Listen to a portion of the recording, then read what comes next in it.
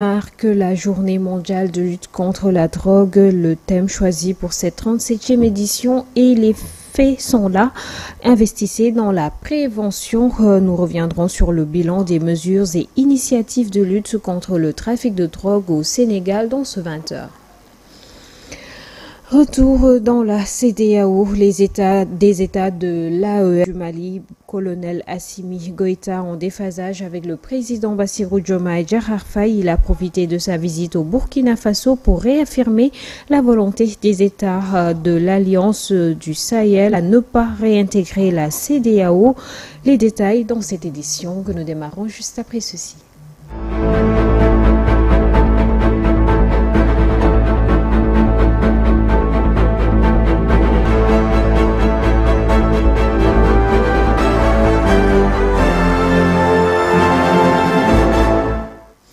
Un immense plaisir de vous retrouver, fidèles téléspectateurs de GTV. Le président de la République, Bassirou Diomaye Diakhar Faye, s'est rendu pour la première fois sur le site pétrolier de Sangomar. Il a promis aux Sénégalais que le pétrole sera administré convenablement. Il s'est en outre félicité de l'expertise sénégalaise dans ce projet. Le compte rendu de cette visite est signé Mansour Diassé. Le chef de l'État, Bassirou Diomaye Faye, a effectué ce mardi une visite sur la plateforme Sangomar où les premiers barils de pétrole sont en train d'être produits. Je veux rester lucide et dire que ce qui en sera tiré,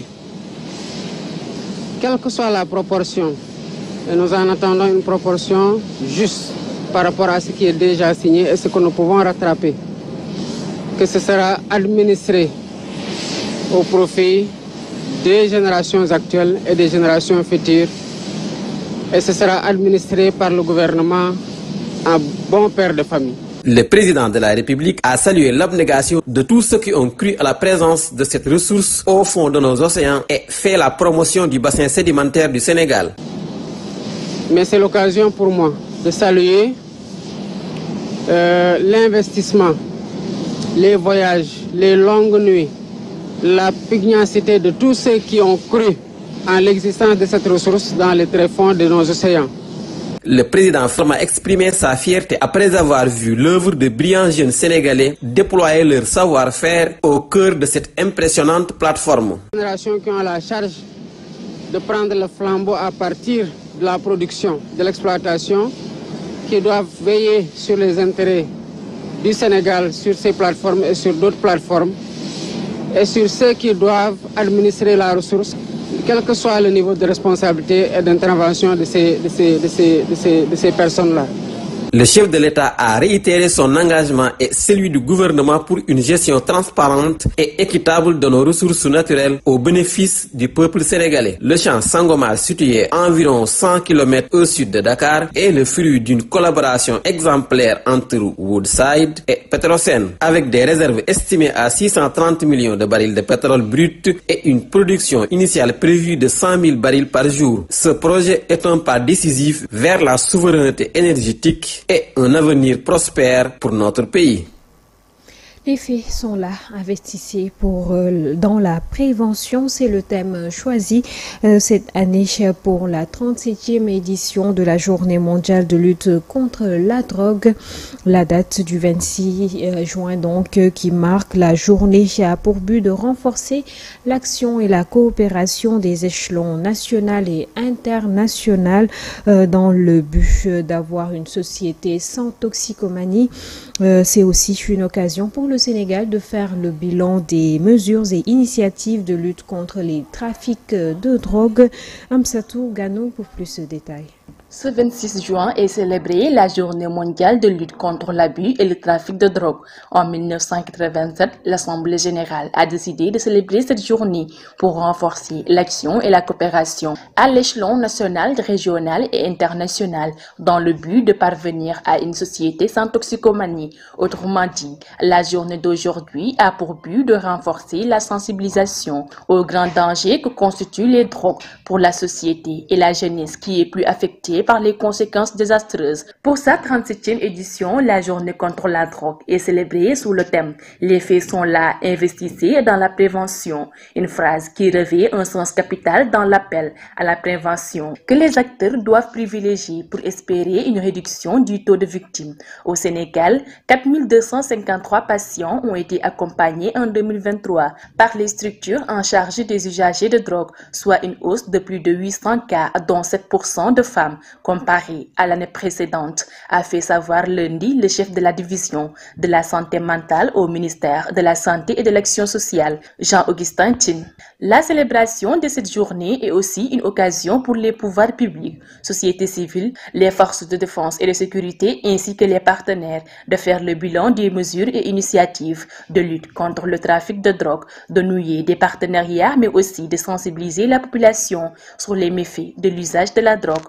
Les pays les plus touchés par la consommation ou production de drogue restent le Mexique, Brésil, Bolivie, la Colombie, le Pakistan, l'Afghanistan et la Birmanie. Toujours à ce propos, en bref, l'Office central de répression du trafic illicite et de stupéfiants, OCRTIS, a procédé ce mercredi à Rufisque à l'incinération d'une importante quantité de drogue dont la valeur marchande oscille entre 400 et 700 milliards de francs CFA, a constaté l'association de presse sénégalaise. La drogue incinérée dans les fours de la Socosim, une cimenterie basée à Rufisque, a été saisie dans la région de Dakar. La cérémonie, présidée par le secrétaire général du ministère de l'Intérieur et de la Sécurité publique, s'est déroulée en présence de plusieurs responsables de la sécurité publique et des autorités administratives du département de Rufisque. Je vous l'annonçais en titre, en marge de sa visite au Burkina Faso, le colonel Assimi Goïta a réaffirmé la volonté des États de l'Alliance du Sahel à ne pas réintégrer la CEDEAO après l'invite du président sénégalais Bassirou Diomaye Diakhar Faye. Ainsi, le président malien a invité également les deux autres pays voisins, à savoir le Burkina Faso et le Niger, à ne ménager aucun effort pour mieux renforcer leur collaboration, suivant les détails avec Mam Awassal. Lors de sa visite ce mardi 25 juin au Burkina Faso, le chef de la junte militaire au Mali, Assimi Goïta, a confirmé la sortie de l'Alliance des États du Sahel, l'AES, de la CEDEAO, malgré le souhait du président de la République du Sénégal, Bassirou Diomaye Faye, pour la réintégration de ces derniers. Selon lui, ils ont pris la décision de sortir de ce qu'il qualifie des partenariats de façade pour des partenariats sincères et efficaces. Mais aujourd'hui, nous avons pris notre destin en main. Et quand nous avons compris cela, le Mali, le Niger, le Burkina, nous avons décidé de quitter dans des partenariats de façade. Comme on le dit, il n'y a pas de sécurité sans développement. Comme il n'y aura pas de développement aussi sans sécurité. Donc le plus important pour nous, effectivement, de sécuriser et de développer pour que nous puissions vraiment répondre aux aspirations de nos différents peuples. Nos destins sont liés et on a pris un chemin de non-retour, que cela soit clair. Nos destins sont liés et nous allons travailler à répondre aux aspirations de nos peuples. Par ailleurs, il invite les deux autres pays voisins, à savoir le Burkina Faso et le Niger, de ne ménager aucun effort pour mieux consolider leur partenariat et leur coopération bilatérale, mais aussi sur la question sécuritaire. Et puis à présent au Kenya, la répression à Nairobi des manifestations contre la loi de finances a fait au moins 5 morts et plus d'une trentaine de blessés. C'est ce qu'on a annoncé ce mardi soir c'est ce qui a été annoncé, disons, par un communiqué conjoint plusieurs ONG dont Amnesty International. Des dizaines de milliers de manifestants sont descendus dans les rues pour dire non aux nouvelles taxes proposées par le gouvernement. Certains ont aussi réussi à pénétrer dans l'enceinte du Parlement, ce qui a provoqué une violente répression des forces de l'ordre. Et pourtant, sur les réseaux sociaux, les appels à la manifestation se poursuivent, cette fois-ci aussi pour demander justice pour les manifestants tués. Et puis, toujours à propos de ces manifestations au Kenya, le président Ruto annonce le retrait du projet de budget 2024-2025. Le président kenyan William Ruto a annoncé donc ce mercredi le retrait de ce projet prévoyant des hausses de taxes à l'origine d'une puissante contestation dans le pays qui a sombré mardi dans une violence meurtrière. Le bilan des manifestations était qui a fait donc 23 morts selon l'organe officiel de protection des droits humains, rapporte nos confrères de RFI. Suivons Fatima Sey pour plus de détails. Après avoir écouté attentivement le peuple kenyan qui a dit haut et fort qu'il ne voulait rien avoir à faire avec ce projet de loi de finances 2024, je m'incline et je promulguerai pas le projet de loi de finances 2024 qui sera par conséquent retiré, a déclaré William Ruto dans un discours au lendemain d'une journée de manifestation contre le texte. Le vote du texte mardi par le Parlement où le parti présidentiel Kenya Wanza est majoritaire a déclenché la colère des manifestants réunis non loin à Nairobi. Dans le cadre d'une troisième journée de contestation du texte en 8 jours, la foule a pris d'assaut le Parlement, saccageant et incendiant certains bâtiments dans une attaque inédite dans l'histoire du pays indépendant depuis 1963. Selon plusieurs ONG, la police a tiré à balles réelles sur la foule. Nairobi et plusieurs villes ont également été le théâtre de pillages. Des bâtiments ont été incendiés à Eldoré dans la vallée du Rift, fief du président William Ruto. Le président a appelé à une concertation nationale en ces termes. Puisque nous nous sommes débarrassés du projet de loi de finances 2024, il est nécessaire d'avoir une conversation en tant que nation à l'avenir. Comment gérer ensemble notre situation d'endettement? Je proposerai un engagement avec les jeunes de notre nation, nos fils et nos filles, a-t-il affirmé. Pour le gouvernement, ces mesures fiscales étaient nécessaires pour redorer des marges de manœuvre au pays lourdement endetté.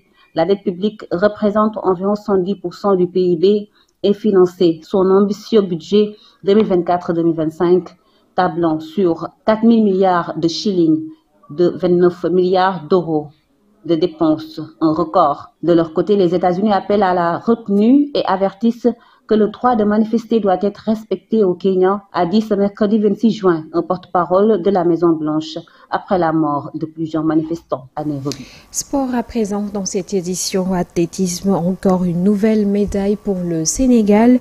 Louis-François Mendy a remporté ce mardi 25 juin la médaille d'or aux 110 mètres et lors des 23e championnats d'Afrique d'athlétisme à Douala. Ce succès vient juste après la médaille d'or de Cheikh Tidiane Diouf aux 400 mètres dimanche dernier, marquant ainsi une performance exceptionnelle pour l'athlétisme sénégalais. Mendy devient ainsi champion d'Afrique dans sa discipline à seulement un mois des Jeux olympiques de Paris. Et puis en Europe, l'Euro 2024, la dernière journée des phases de groupe, c'est ce mercredi. Le suspense jusqu'au bout dans le groupe de la Belgique. Les 4 équipes avaient toute une chance de se qualifier car étant à égalité de points avant leur match respectif. Une égalité d'ailleurs qui a persisté jusqu'après cette dernière journée. Match nul dans les 2 rencontres. Slovaquie-Roumanie, 1 but partout. Et puis Ukraine-Belgique, 0 but partout. Ainsi, ils ont été départagés selon les critères fixés par l'UEFA et le classement se termine comme suit. La Roumanie pointe en tête du groupe avec 4 points devant les 2 autres équipes qualifiées du groupe, la Belgique et la Slovaquie qui ont elles aussi 4 points et l'Ukraine est donc éliminée. Les Diables Rouges qui terminent à la 2e place affronteront l'équipe de France en 8e de finale. Les 8e de finale d'ailleurs qui se joueront entre samedi et mardi, mais en attendant, les 2 derniers matchs de groupe sont en cours. Géorgie face à Portugal qui mène, la Géorgie qui mène 1 but à 0 pour le moment, 56e minute de jeu. Et puis Tchéquie contre Turquie, la Turquie qui vient de marquer 1 but. dans ce match. Donc si le résultat en reste ainsi, le Portugal restera tout de même premier du groupe avec 6 points, la Turquie deuxième, la Géorgie troisième et puis Tchéquie quatrième. Disons donc que c'est comme ça que s'établit le calendrier et le tableau des huitièmes de finale se remplit de plus en plus. Mais pour le moment, les rencontres connues sont la Suisse qui fera face à l'Italie en huitième de finale le samedi, l'Allemagne face à la Danemark le samedi aussi, et puis la France face à la Belgique lundi. Pour le moment, ce sont les affiches